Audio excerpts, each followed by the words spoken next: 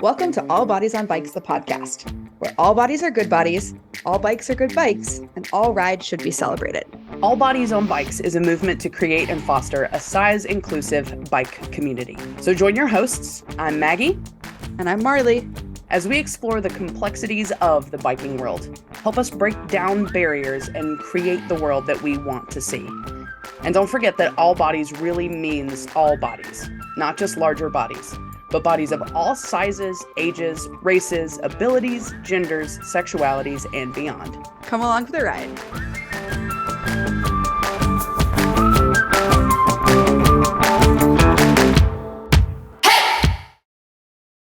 Hey, Maggie. Hey, Marley. Welcome back to another episode of All Bodies on Bikes. Really excited for today's guest. I got to meet her at Steamboat Gravel last year and just felt like this immediate kinship with her. So it's been really fun to follow her adventures over the past, not quite year, but just follow along on the internet because she's been up to some really, really cool things. So let's go ahead and read her bio. How's that sound? Perfect. Do you want me to read it? Tell me all about her. I'll read it. You tell me all about her. Okay. So Oliviah Franke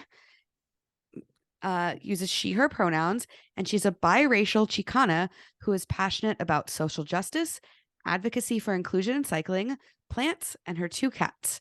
She was born in Portland, Oregon, but is proud to call, I'm going to say this totally wrong, Dena'ina. Is that how you say it? Dena'ina, thank you. Dena'ina lands in Anchorage, Alaska, home now.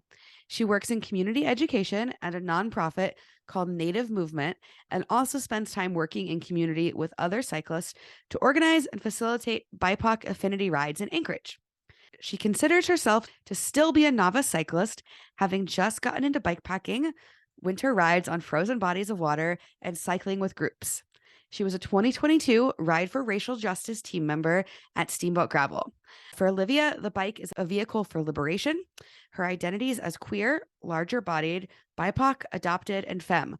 They are all made free and celebrated when she is having fun and pushing herself on a bike. Oh, I'm so excited for this conversation. Thank you so much for joining us, Oliviah. Thank you. Thanks for having me. I'm excited to be here.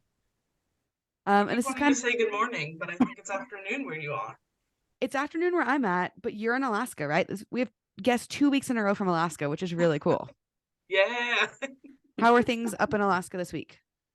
They're good. Oh my gosh, they're sunny, and it's the time of year where like the sun actually has a little bit of warmth. It's still very cold out, to be clear, but if you're walking outside and you're like pausing in the sun, your face might feel a little warm. So things are turning around.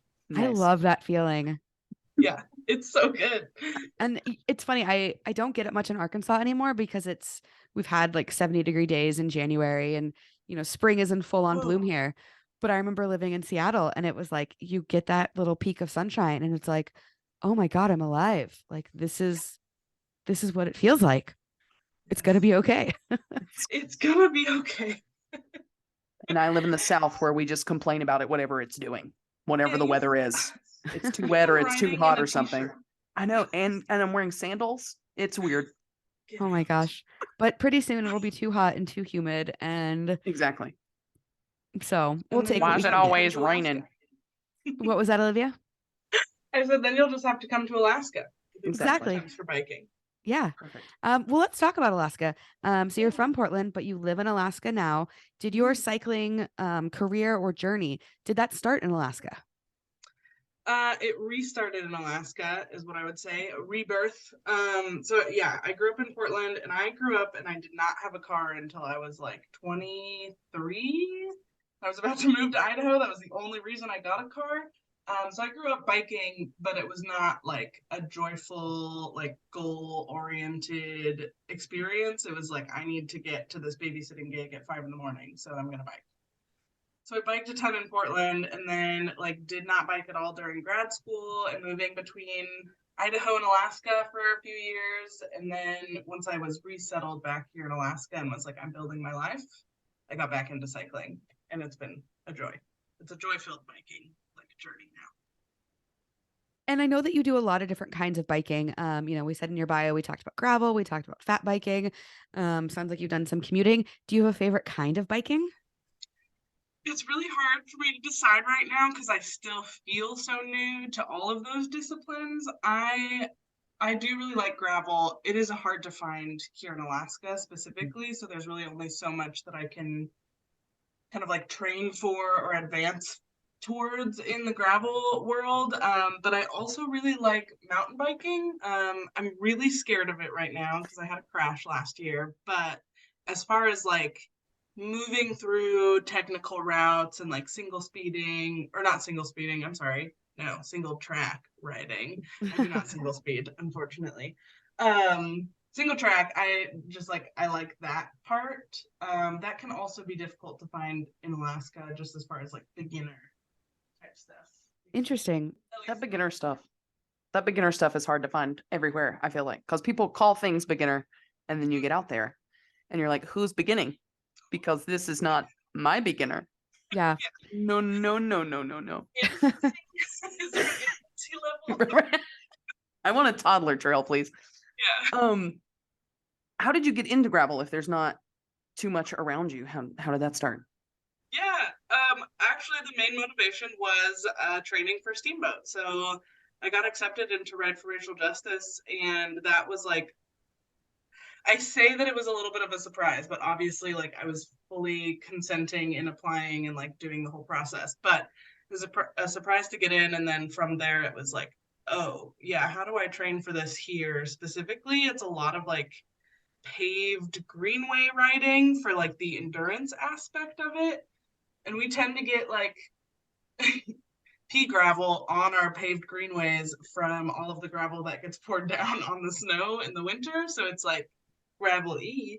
But then there are some like opportunities, like if you go up to Denali National Park or Wrangell St. Elias, there are some like long gravel roads more north of where I'm at. And so if you like are ready to seek them out, you can find them. But yeah, the main motivation was Steamboat, and then that experience, just I loved it. It was so fun and like such a good day, and that is really what it's like. I want to just have long sunny, even not sunny, like rainy days, but like long ones on my bike, exploring these country roads. Like, yeah, I just love that feeling, and so I may have to do a lot of traveling to get a lot more of that. I've heard that the Dalton Highway is a long road that has a lot of gravel. It is. It is. I've also heard that that is a very intense bike ride.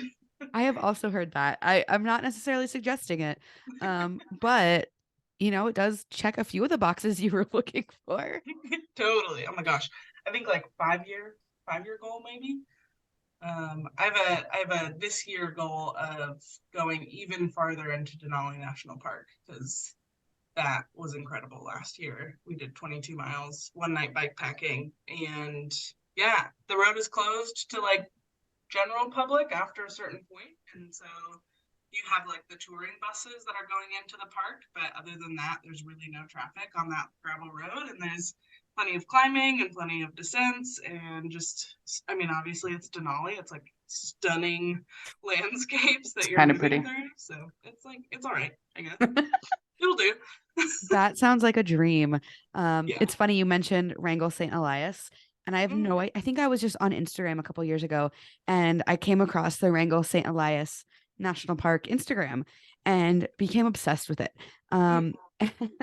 And this is prior to all bodies on bikes becoming a thing, but I actually like was probably like 2 days away from going to work in a lodge there for the summer.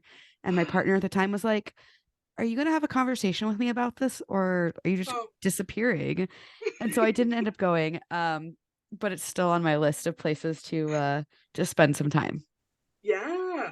I've never been. I've never been. I've driven past the road that you turn on, but I've heard just incredible things about biking that road. So we were actually just talking to one of my friends yesterday about her driving sag wagon and us biking, and like, yeah, so she would like set up camp every night and we would just bike to that point and meet her, and I'm hoping that that happens this summer. I like that. Invite me because that sounds like a dream. Oh, Yeah, we will. Road trip to Alaska, but via the sky. Yeah. Something like that.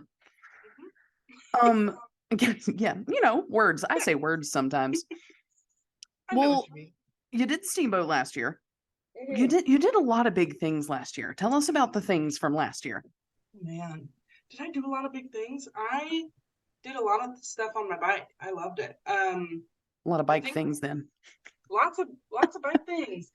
Yeah. Steamboat's probably like the biggest, and that was in August. But leading up to that, like training wise, man, I don't know what to talk about, whether it's like bike or biking or all of it, but I'm gonna touch on all of it a little bit. So Do that. here we go. Absolutely. So, man, yeah, 2022 in a year, like got accepted to ride for racial justice in January, and I think this is a story that a lot of people have like heard at least bits and pieces of, but got accepted, and then this bike project started happening where it's a completely donated bike. I talk about it a lot. It's the main like story for some of my like storytelling projects, but the bike got built. It's completely donated by lots of different industry partners and orgs, and so through that process there was a lot of learning about like some of the more like nitty gritty, like what goes on a bike and like how do you make decisions about which headset you want or which handlebars or like where do you want your seat or what kind of seat do you want. And so lots of like learning there, and that was a big process that I really loved. We built the bike, and then I trained in Denali, so I think that was like one of my big rides last year was that Yeah. training ride. That was the first time on like a bike that was meant for gravel, that was like meant for my body too. So I went into Nolly like super nervous because it's a ton of climbing, and that's my least developed skill set right now. And just having the right bike was incredible. And luckily, that was a positive experience. I could see myself totally freaking out because that was 2 weeks before Steamboat, maybe, is when I actually got the bike in my hands. So things went well. And then we traveled to Colorado, and I raced in Steamboat as a part of Ride for Racial Justice. I did the green route, which at the time was my longest day on a bike ever. Heck yeah. I think 39 miles, Yeah. plus the like biking to the start line. So maybe 42 miles, whatever. Yeah, so that was August. And then, of course, because of who I am, I immediately was like, what's my next big thing? And planned the bikepacking route in October, and biked with the frame builder who built that bike. So Yeah. I know that was a little bit long, but it was important to bring that back to like the big bike trip in October that happened was to like actually bike with my frame builder, which was like an unreal experience. And yeah, there was that. And then the winter slows me down personally a bunch. I'm still finding my groove with fat biking and winter biking in Alaska. So yeah, but there were lots of good highlights there from last year. It was a big year for sure. Yeah. And I missed part of this because I had to deal with my dogs. Yeah. Did you mention Chingona as part of what Not happened by in the past year? name. Okay, let's talk But I about that. should. Yeah. The It, bike and the project. yeah. Let's Absolutely. talk about the bike first. So the name of the bike is Chingona. Yeah. I've named her Chingona, which means badass Yes. woman in Spanish. And yeah, and she's fucking badass. I don't know if I can cuss. I'm sorry. Oh, you can. Bring it on. Before we were even a podcast, we had the explicit rating, and I was like, well, okay, I guess that works. Something about the title. That seems right. Yeah. Yeah. So I'm also like looking over my shoulder because she's on my trainer right now. Yeah. So I Is named her Chingona because of that connection of like helping me embody that a little bit on a bike. So is it a steel bicycle? Is it aluminum, carbon? What are we talking? it is steel. Yeah, it's steel. and a man named Stephen Wood made it. Swood out of Richmond, Virginia, and he like hand builds frames in his garage, which is super cool. Heck yeah. But yeah, it's a pretty like, I don't know the technical terms, but it's like a pretty kind of rigid ride all the way through. There's not a lot of like, I know this is not the accurate term. There is not a lot of noodliness to this bike. Like it's pretty, I don't know. Yeah, rigid. I think that's a perfect word for it. Yeah. Absolutely. No noodly. Yeah, I think I don't know how you would describe noodly, but I think if you've ever been on a bike that feels noodly, you know it when you feel it. Yeah. Yeah. And it's funny because last week our guest Cameron, he had a lot of technical terms to use. So I kind of love that, you know, on the show we can talk super nerdy in depth about like, you know, PSI and welds, and we can also talk about the feeling of a bicycle. Mm-hmm. And noodles. Yeah. Noodles or no noodles? Dry noodles or wet noodles? Really? This is a very dry noodle. And hopefully no noodles on your bicycle unless you want to feel noodly. That's true. Yeah, I could see how that could be useful in some situations, but not on gravel. Yeah. My mountain bike, so I have my second bike. This isn't directly related to your question, but my mountain bike is my mountain fat bike. I just like change my wheels out depending on the year or time of year. And that one is like very, very squirrely, maybe would be another. Like there's a lot of give in a lot of different places on that bike for that reason. And I was training on that bike for most of my training for Steamboat, which as I mentioned, I was like on greenways. I don't know. It's like not great on your body to be like trying to do endurance long distance, like sprinting type training on a very squishy bike. Yeah, because a lot of your energy goes into those parts and not necessarily into your momentum of moving you forward. So definitely, I guess to that end, since you did a lot of training on maybe your mountain bike, when you got onto your gravel bike, were you pleasantly surprised with how your body was feeling? Oh my gosh, yeah. It was like a totally different experience. And I say this all the time, but it is so true. Like having the right tool for the right application for my body was like all three of those things instantly changed my experience. I was able to climb with much more efficiency. I was able to go longer without breaks. I nerd out about this and also joke about it because the cranks that are on this bike are a very expensive set of cranks, which is like a little bit counter to a lot of the other kind of advocacy work that I try to do around cycling and inclusion. And so to like have this bike that is pretty fancy and potentially inaccessible, but like I cannot describe to you how instantly I knew the quality of those cranks. Like there was no power loss in each of my pedals. Like I don't know, it's wild. So definitely like feeling the difference between the right tool for the discipline was incredible that first time. Well, and I think that's an important conversation in our space that we're creating here, because all bodies are good bodies, all bikes are good bikes, all rides should be celebrated. And all you need to bike is a bicycle. Yeah. If you find that it is your joyful form of movement, there are steps you can take, can not have to make it even more enjoyable for you. And so it's good to have these kinds of conversations. So again, people are, you know, bring your bike with the wheels falling off and we'll fix your wheels and go on a ride together. And then if you love it, we'll just slowly get you even more comfortable and happy to go out on a ride. Yeah. Yeah. And I think, you know, that raises a really good point of there's a lot of us who are working towards inclusion, who, you mentioned this in Chingona, you know, you got sponsored with a bicycle, and I'm in a similar boat, to where I've been gifted a lot of things that I normally wouldn't be able to afford. And I think just having perspective on that and not becoming elitist, like, oh, just because I have this $10,000 mountain bike doesn't make me any better than anybody else. And I'm so grateful for the opportunity to ride those bikes. But at the end of the day, I'm still a dirtbag who likes to ride bikes and sleep outside and have fun. Yeah. Totally. Well, let's talk about the film. So it Yeah. was just selected for Film by Bike. So Woo! congratulations. Thank you. Um, Tell us about that. What does that mean to you that people are going to see it? What are you hoping people take from the film?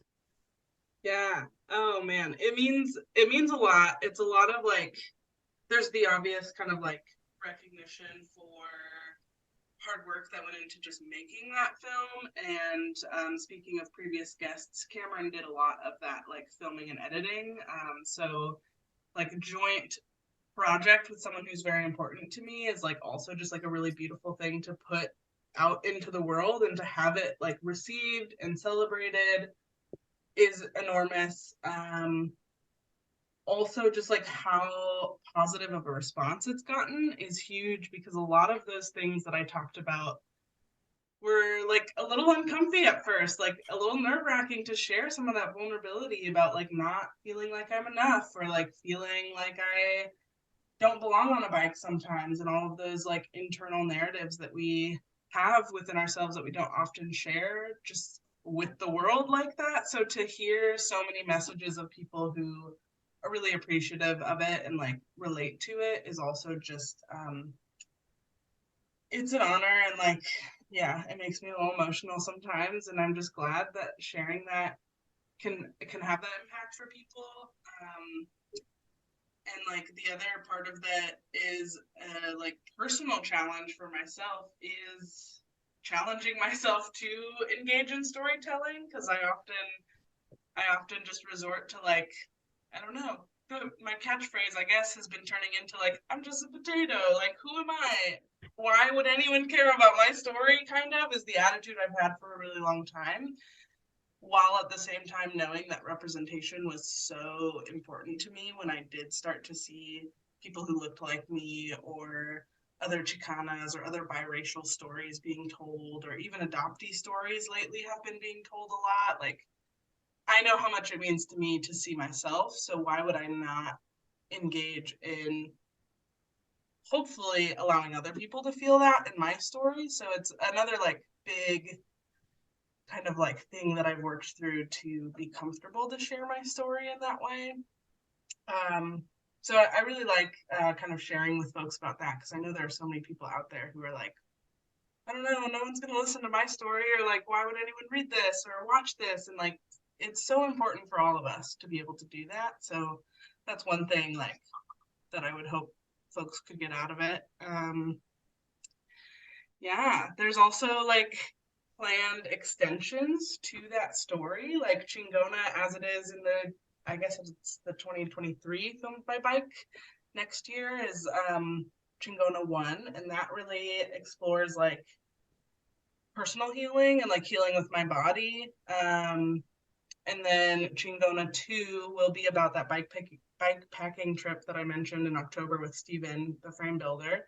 And that will really explore a lot of themes around like being an ally in BIPOC spaces, and like really healing community through cycling.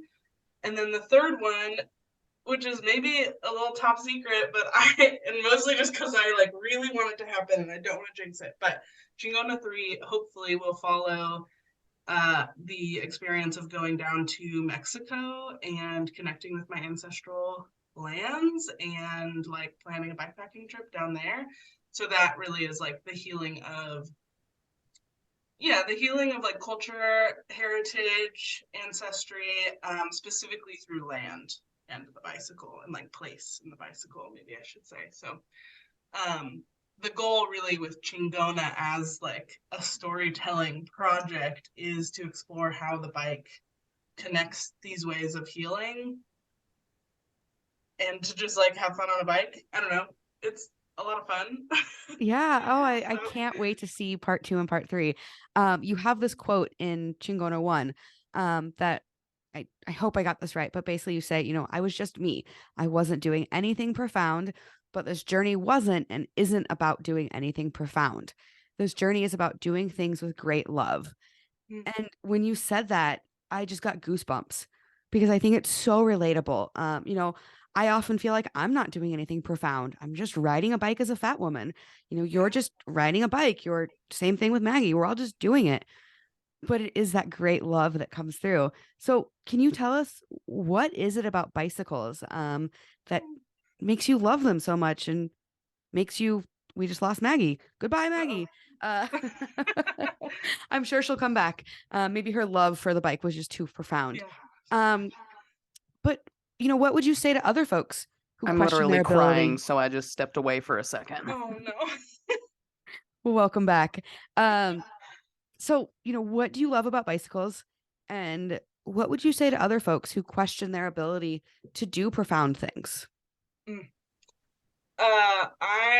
There's a lot that I love about bicycles, and I think Chingona, that series of three, kind of describes one of the main things that I love. Is that for me, anytime I'm on a bike, I'm healing something, whether it's a piece of like my relationship to my body, a piece of my relationship to the community that I've decided to be a part of here in Anchorage, or the cycling community as a whole. Like there's a lot of healing that I personally have to do with that relationship to the cycling community. And so I like that there's just all of these avenues for growth and intentionality and healing through it, if that's what you want to do. And like for me, that is what I've chosen to do on a bicycle. I also love that you can just like go on a bike ride with a friend and like chat about birds and flowers that are popping up and like whatever, it could be, it's this whole spectrum of whatever you want the experience to be.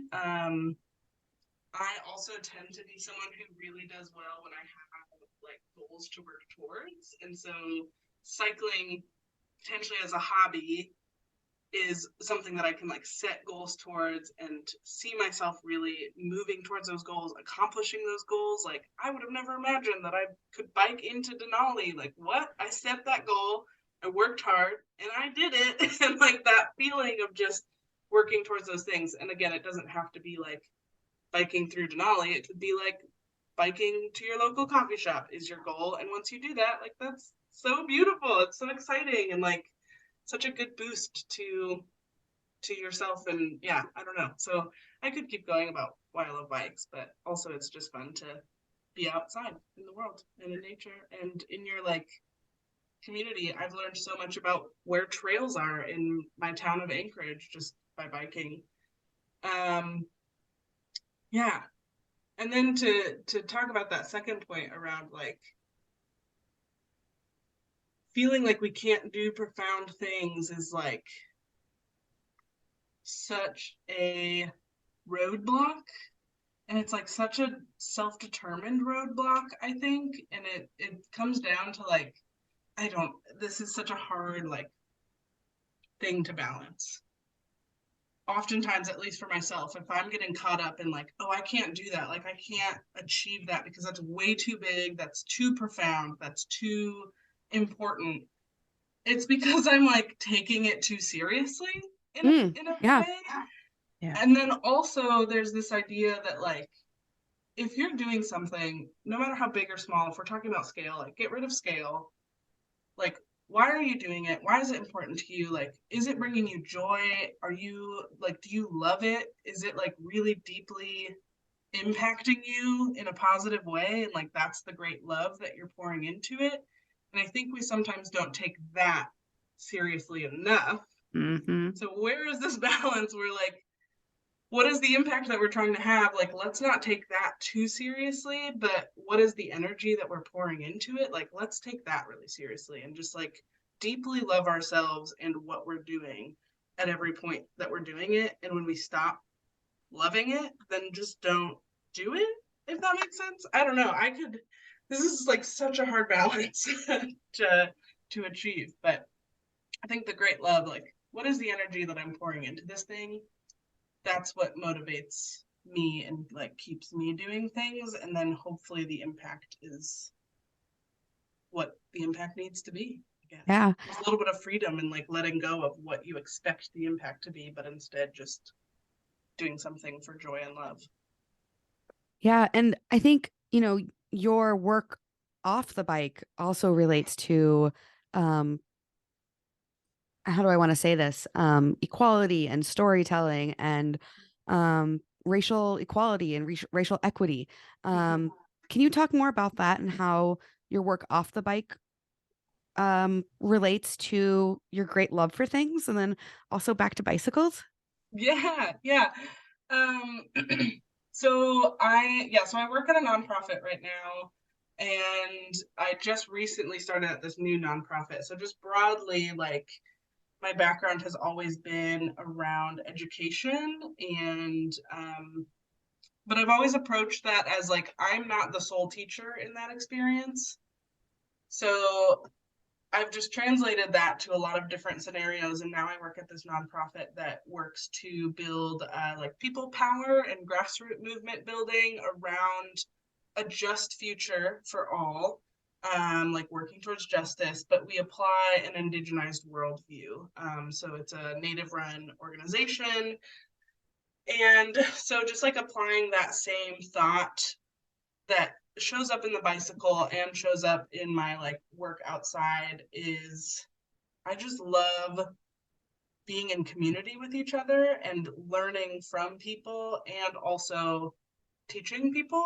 I even hesitate to say the word teaching, but I don't know. There's like knowledge exchange is what I've been kind of referring to a lot of the work that I do now is like I approach scenarios where I may be the designated facilitator in a space, but I'm not the only teacher in that space. Like we are all teachers and we're all learners, and like that's where we get the most out of that scenario, right? So I think that very much encapsulates the work that I do, and I do really focus on like racial equity types of things. I'm now, because of my brand new position with this org, I'm starting to learn a lot more about how that is similar and ultimately very different from like decolonization work. So that's kind of where I'm heading in my professional life off the bike.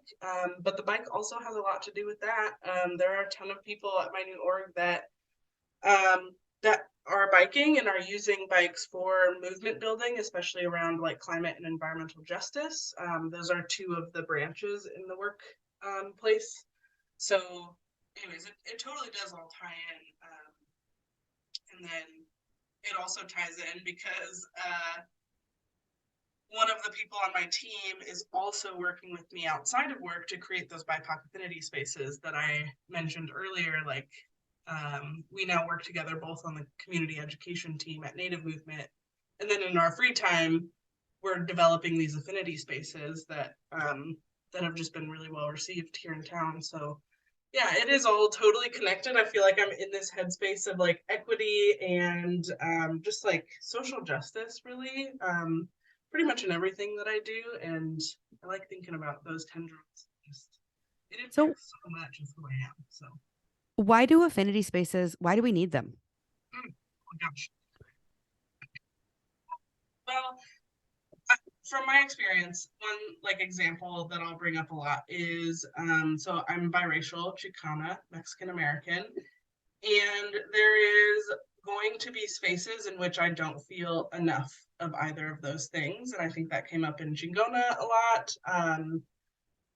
But in spaces where I'm with other bi or multiracial people, our experiences are so similar, even across different racial makeups. So one example that I'll often bring up is that I've experienced spaces where I'll be with like Asian Americans that are half white and half Asian, and their like lived experience around how we feel and our identity, like journey and connecting with our journey, is so similar no matter what our racial makeup is. And so there's this like really beautiful thing that starts to happen where you can exist in these spaces where you don't necessarily have to describe every single detail or like put all these caveats to explaining your experience when you're in a space where that shared experience is kind of just like unspoken. You can get to some of these deeper meatier things. You can start talking about what do we want the future to look like, what is the impact of feeling like I'm not Mexican enough, like how does that relate to how I show up in spaces, any space really. So I think that's like my example of why affinity spaces are so important to me, is that it allows this kind of filter or one filter to kind of be taken off for a little bit. I don't think that affinity spaces only are the solution, but they're definitely like so important and like such a relief. they're a space of relief and a space of healing, so that we can come back to do a lot of the harder work where we're working across racial identities or trying to understand the experience of Indigenous people in this country. I will never understand that, but the more that I have those healing and joyful spaces around folks that innately understand me without explanation, then the more energized I am to show up for the hard work, where I also am questioning my own biases. I'm also questioning all of these things I've learned. I'm unlearning so much all the time. That's one thing that isn't directly related to the question, but just to say that, like, just because I facilitate these spaces and I'm doing this work all the time doesn't mean that I'm an expert in it. Like, I am unlearning and unpacking and relearning all the time, like constantly. So I think that's also where, if we want to bring back great love again, is this requires great love. Like, I have to really love this work in order to do it all the time, because I'm doing it with other people, I'm facilitating it for other people, but I'm also constantly facilitating it for myself. So I think I got off on a little bit of a tangent there with the direct question, but yeah. It was a beautiful tangent. And I think you bring up a really good point of, when this work does become all consuming, you have to have great love for yourself too, and great compassion. Because I think you mentioned this in Chingona, but like, sometimes you just don't feel like you're enough. And that's okay sometimes. Yeah, totally. Show up for the work, like, wherever you are now. And it's like funny, this is another tension thing where, like, we can feel like we're not enough, and that's okay. And it, like, I don't want to minimize or tell anyone not to feel that way, because it's such a real feeling. And also, we are always enough exactly as we are, because we're showing up and we're like putting the effort in, and because we care. So yeah, both of those things are true at the same time. I always say, because we're taught so much that, like, this is the one thing, and I always talk about two true things. Two true things, because it's so much stuff is not one true thing. So I appreciate that you, like, create the space to not feel like you're enough, because sometimes trying to just shove that aside is 10 times as hurtful as just making space to, okay, today you don't feel like enough. Yeah. I'm just going to sit beside you while you feel that way and tell you that you are, because you are, but you feel however you need to. I'm going to believe it until you do. Yeah. Yeah. And also, like, make friends with that feeling, so that when it comes back, you're not, again, like, immediately brushing it to the side or putting it in the closet or like hiding it under the bed. Like, you're going to feel that so many times, no matter how much work you're doing. Yeah. Yes, and is something that I, like, say a lot in my facilitations, where people are like, well, isn't this thing true? Like, yes. And here's this other thing that is simultaneously just as true. Yes. Yeah. Totally. I don't have a lot to add right now, except that I'm just like taking this all in, because this is exactly what I need to be hearing right now. I often, well, lately have been feeling this way. So it's just such a beautiful reminder that wherever we're at, it is enough, and it's going to be okay. Yeah. Oh my gosh. Yeah. Yeah. Breathe into yourself a little bit. I did have one thing that came up too, just in listening to what Maggie was saying, of like, a lot of when I feel like I'm not enough, it's because I feel like I cannot solve the problem. I cannot do the thing, whatever it is, in that moment. And this is where I may get a little bit more technical than, like, talking about bikes, but principles of, like, racial equity work and facilitation, and, like, just naming something here is, like, I think a lot about white supremacy and how we can interrogate that. And, like, one of the characteristics that I've come to learn that is, like, really present in white supremacy is this idea of individualism, and that, like, I have to take care of myself, and I'm not successful unless I'm the one doing X, Y, and Z. And, like, there's just such that mentality of, like, I have to take care of myself, and I have to be the best that I can be alone, and, like, prove myself, kind of. And that attitude is just so challenging to get away from since we're raised in it so much. And I don't know, especially for me as a woman, like I feel that even stronger because I'm like, I want to be the strong, independent woman that like, I want to be a chingona. But part of what I've thought previously would make me a chingona was this idea that I had to like do everything by myself.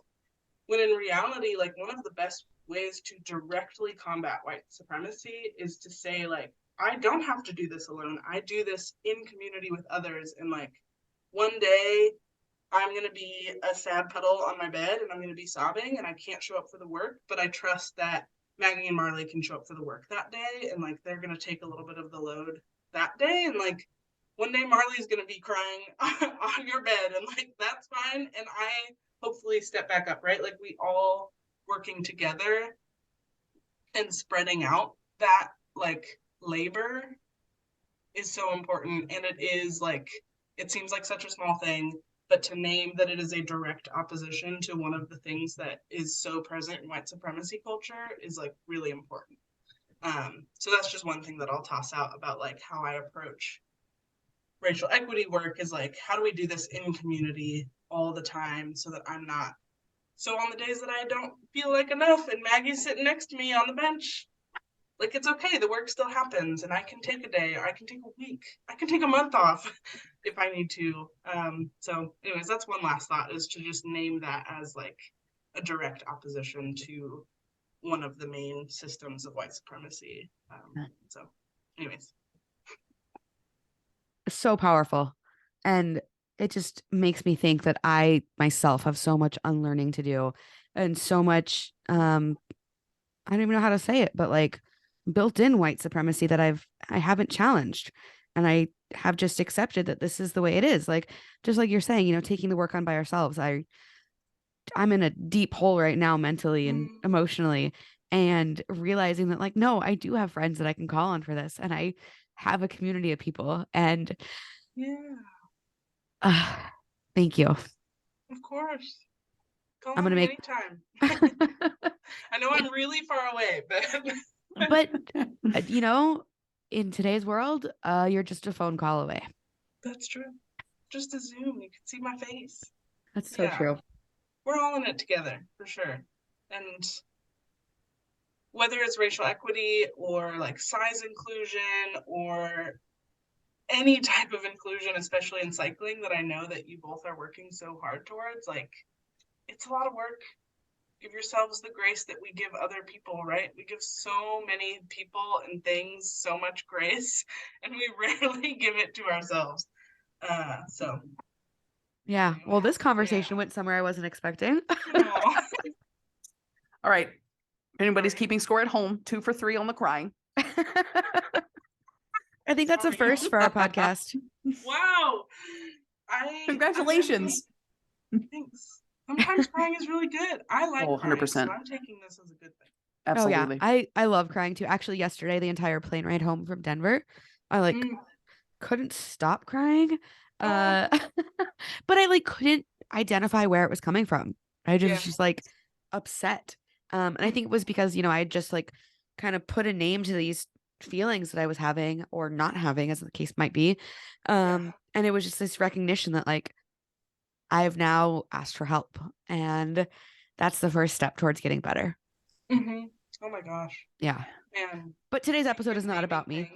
Like, no, but it's related. Like that step of naming, like you've named the feeling and you've named where you're at, and that can be really scary. And I think that's so important for all aspects of the work that the three of us are trying to do.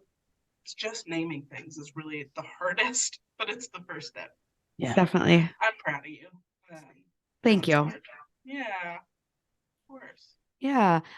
So you recently went on a trip to I guess it wasn't that recent, but to the East Coast, and you went bikepacking with how do you say it? Is it S-Wood or Swood?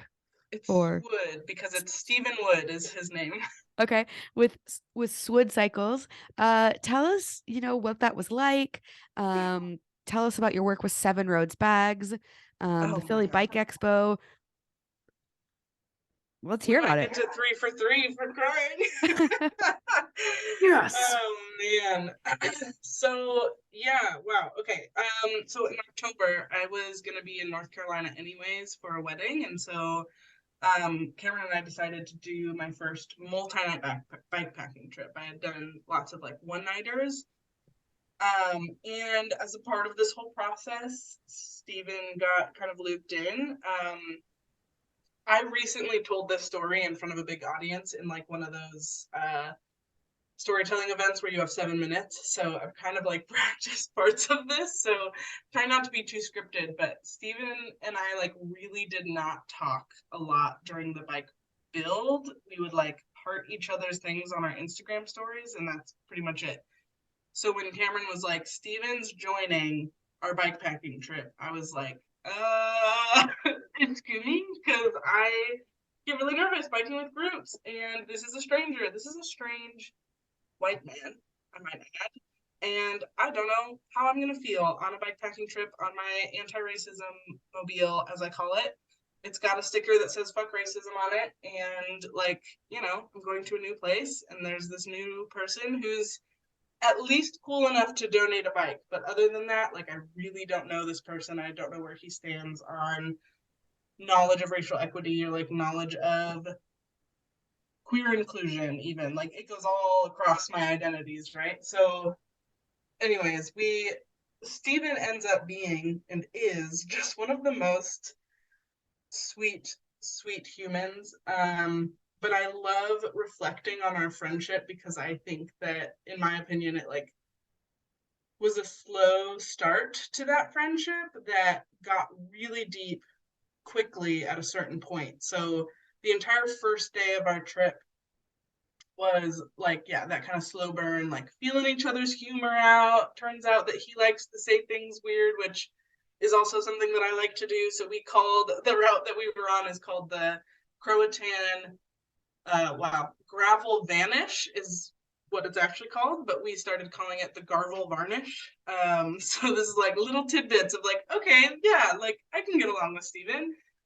But it's still like very surface level this entire first day. And just like small tidbit, because people love hearing about this, is that first day I ended up essentially breaking my foot. We didn't find out about what the actual injury was until much later, but I hurt my foot really bad. Stephen was obsessed with telling this story about how my foot just swole up and you could see the heartbeat in my foot, which is a hyperbole. A hyperbole? Is that how you say it? It swelled really bad that first night. But anyway, so that like added this layer of like, oh my god, now I'm injured. I would have been crying anyways on this big adventure. But now I'm for sure gonna cry at least a couple times, and I'm still with this stranger. But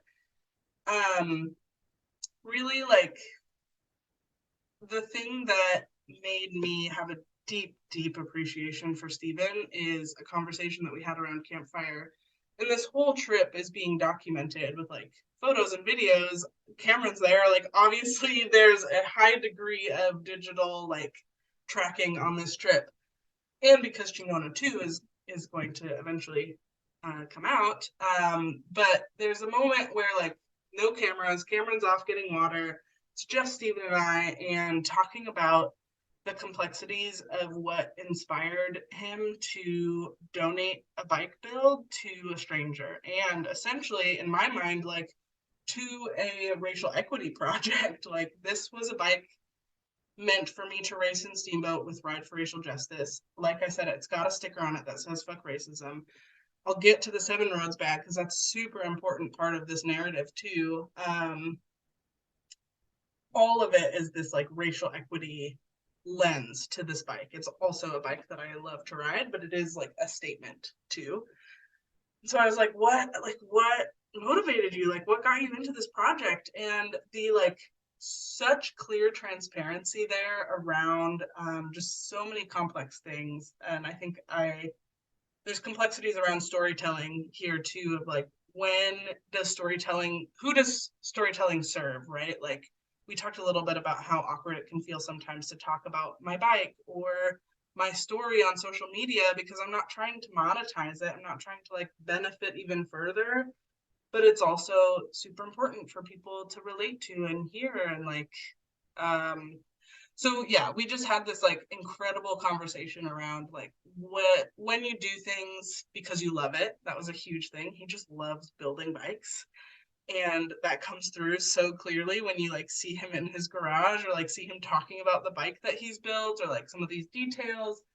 So he did something because he loved it, because it was the right thing, and because it was really like cool to be invited to a project as a small business. And like all of those things don't negate the other thing. And there's like these tensions between when is altruism real? Like, is altruism ever real? And can we do things that are altruistic and still benefit from them? And not that Stephen only did it to benefit. I don't think that I would ever say that. But yeah, just like we just had such a good conversations about all those tensions, right? It's like the yes and like his willingness to engage with this stranger on night one of the campfire in the yes and in the like complicating things was so refreshing. And yeah, it was just really beautiful. So I think there's something magical that happens after you've been riding together, doing hard things, and then you eat a meal together or sit around a campfire.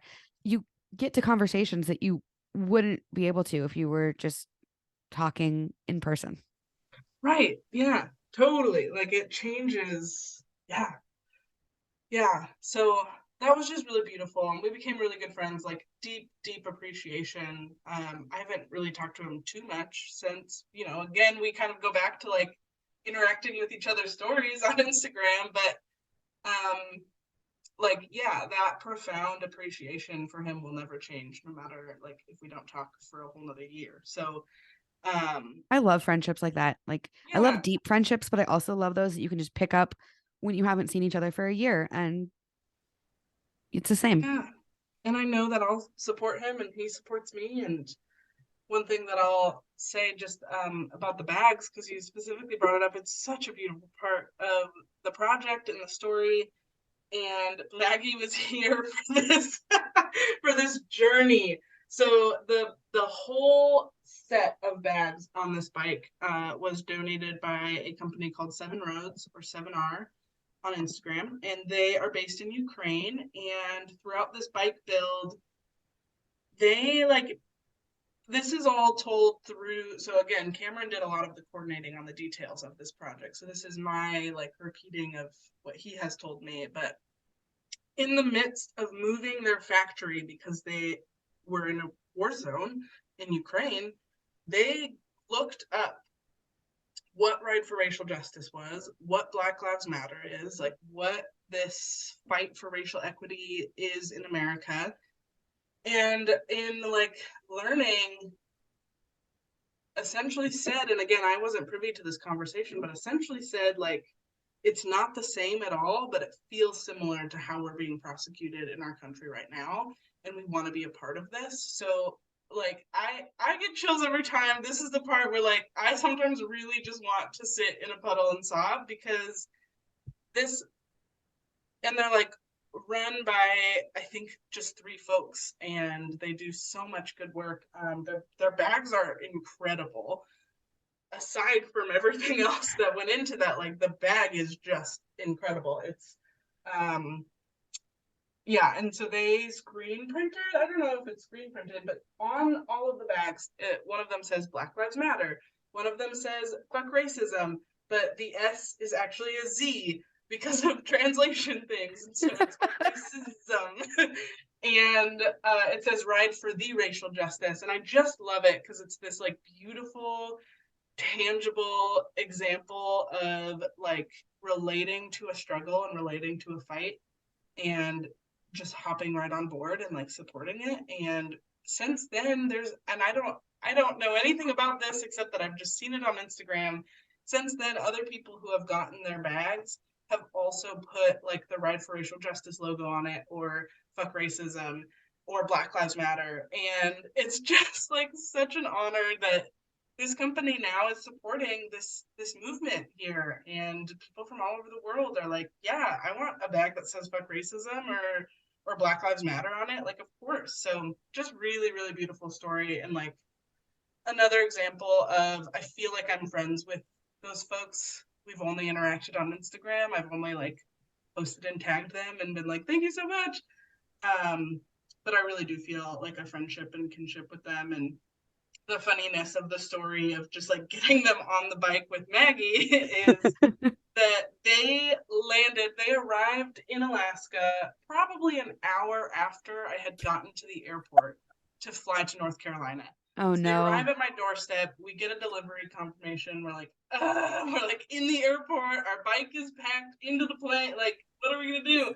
So two different people in Alaska worked together to retrieve the package from my house, to reroute it to Maggie's address in North Carolina, get it to the post office. Just, we're like calling while I'm getting my nails done because I was a bridesmaid. So I was like in the nail salon, like trying to figure out where to send this package. Maggie receives said package and meets Cameron and I in Boone, North Carolina, and hands over the bags. And so Maggie was there the first time I saw them, and I cried in a Walgreens parking lot for sure. Because they're just so beautiful. They're like beautiful tangibly, and they're beautiful just because of what they mean and like the story. And like it took, and then I mean, geez, I can be symbolic all day and just say like it took a whole community to even get them into my hands for that first ride. Like, just beautiful. Anyways, yeah, I love those bags. That is so, so cool. And it just makes me think that, how many stories we all have built into all the things that we do. And, a bike isn't just a bike, a bag isn't just a bag.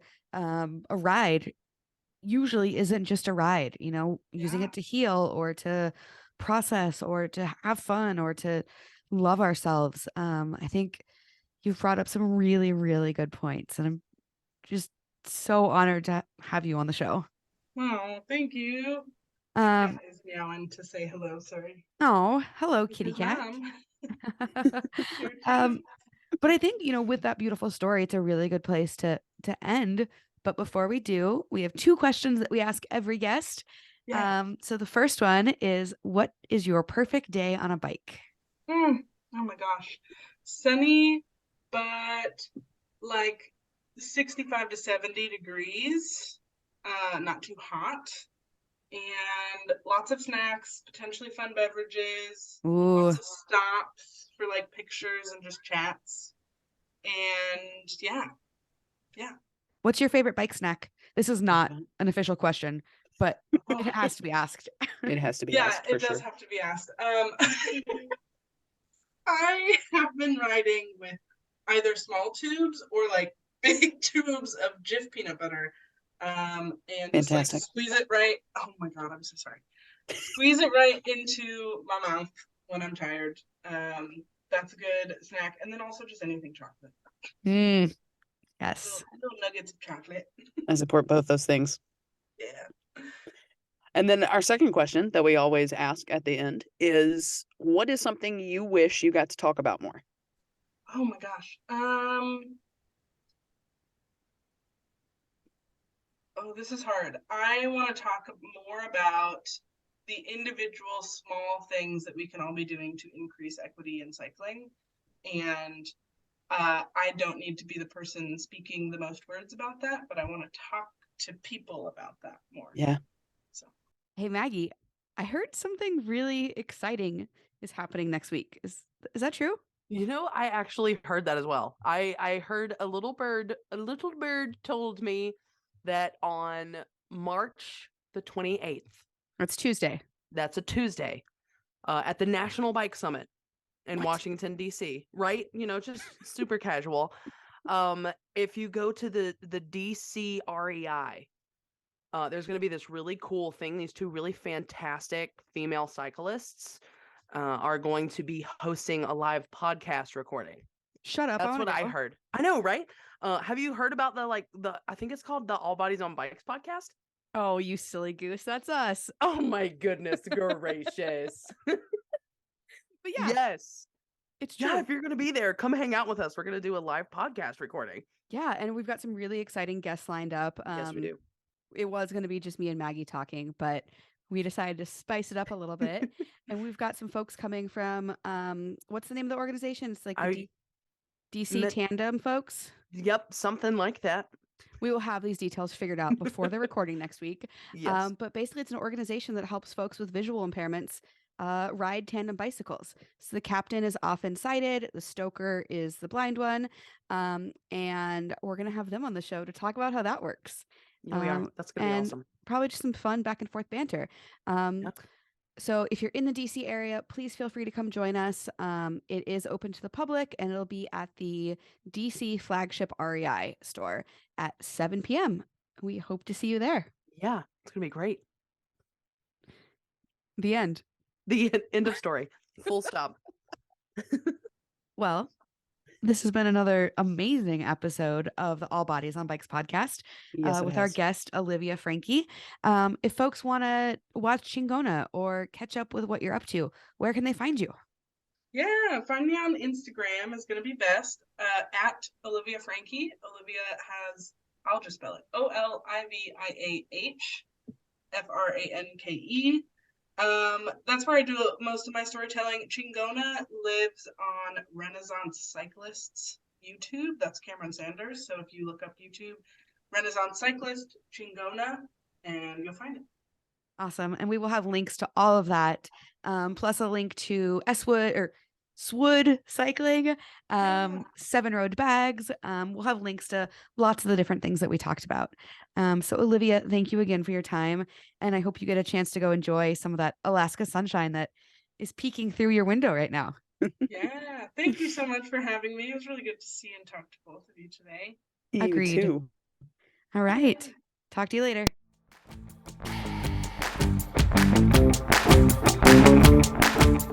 This is an All Bodies on Bikes podcast powered by Feisty Media. The show is produced by Maggie and Marley and edited by the team at Feisty Media. Thanks for listening.